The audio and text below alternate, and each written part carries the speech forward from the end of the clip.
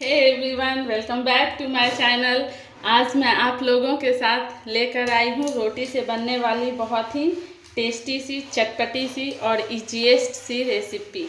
तो चलिए हम अपनी रेसिपी को बनाना शुरू करते हैं।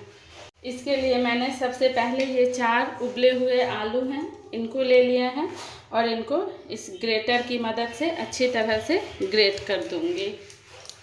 मैंने इन आलूओं को अच्छी तरह से ग्रेट कर लिया है। अब इन आलूओं में मैं ये एक प्याज है, इनको मैंने चॉपर में डालकर एकदम फाइन चॉप कर लिया है, वो प्याज मैं डाल दूँगी। इसके साथ ही ये 2 हरी मिर्च है, इनको भी मैं इसमें डाल दूँगी। ये थोड़े से हरी धनिया की पत्तियां हैं, इनको भी मैं डाल दूँगी। इसके साथ ही मैंने इसमें एक ये टमाटर है, यानी कि टमाटो, जिसको मैंने फाइन चॉप कर लिया है, इनको भी मैं इसमें डाल दूँगी। इसके साथ ही मैं इसमें कुछ मसाले ऐड करूँगी, जैसे ये भुने हुए जीरे का पाउडर है, तो ये मैं ½ टीस्पून इसमें डालूँगी। इसके साथ ही आधी चम्मच चाट मसाला, इसके साथ ही बिल्कुल थोड़ा सा काली मिर्च का पाउडर, थोड़ा सा काला नमक, थोड़ा काला नमक,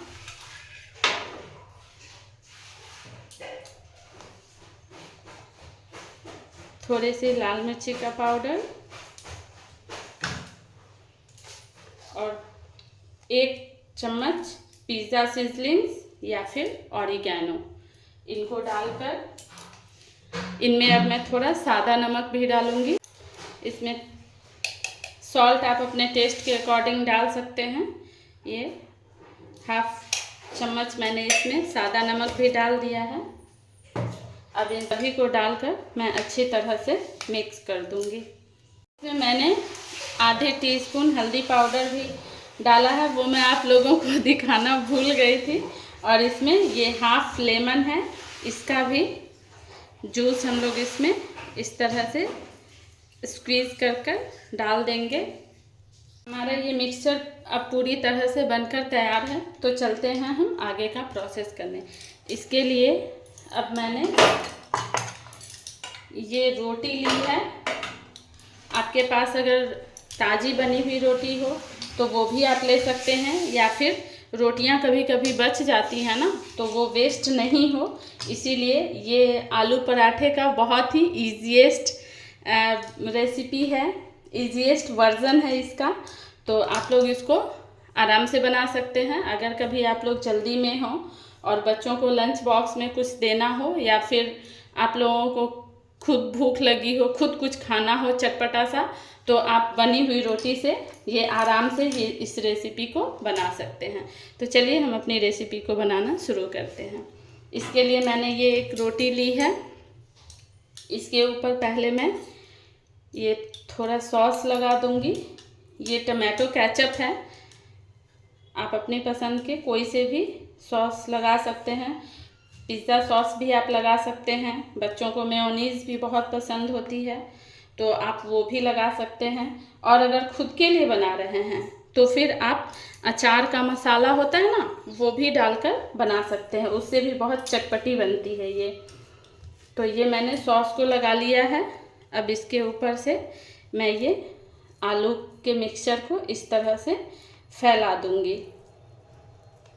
आप हाथ से, चम्मच से, जैसे कंफर्टेबल हो आप उस तरह से इनको फैला सकते हैं। मैं यहाँ हाथ से ही फैला रही हूँ, क्योंकि ये थोड़े स्टिकी होते हैं, तो फिर चम्मच से लगाने में, स्पून से लगाने में थोड़ी परेशानी आती है, तो इस तरह से मैं हाथ से इनको लगा रही हूँ। तो देखिए मैंने ये वाली रोटी को अच्छी तरह से बनाकर तैयार कर लिया है। अब इसको मैं साइड में रखूँगी और एक और रोटी मैं आप लोगों को इस तरह से फिल कर दिखाती हूँ।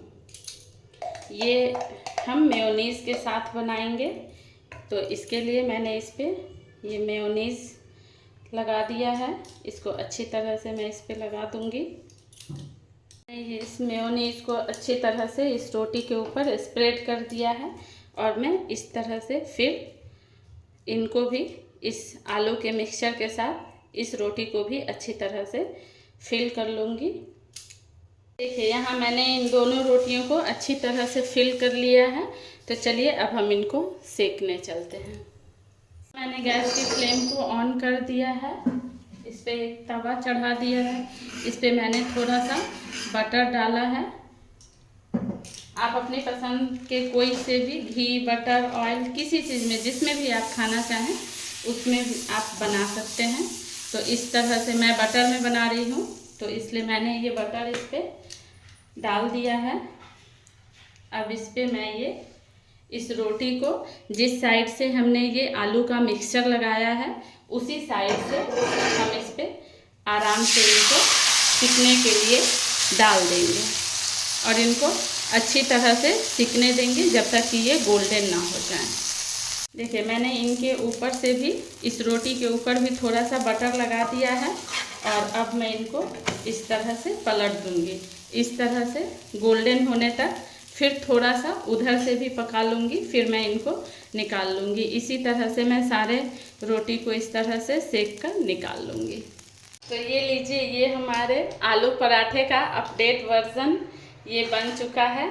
तो अब इनको मैं आप लोगों को कट कर दिखाती हूँ। अगर आपके पास पिज़्ज़ा कटर हो तो आप उससे काट सकते हैं, नहीं तो फिर आप इस तरह से मेरी तरह इनको इस तरह से चाकू से भी कट कर सकते हैं। मैंने इनको अच्छी तरह से कट कर लिया है और ये देखिए ये कितने अच्छे बने हैं, दोनों साइड से ही ये कितने अच्छे दिख रहे हैं। इससे भी ज़्यादा टेस्टी ये खाने में लगते हैं।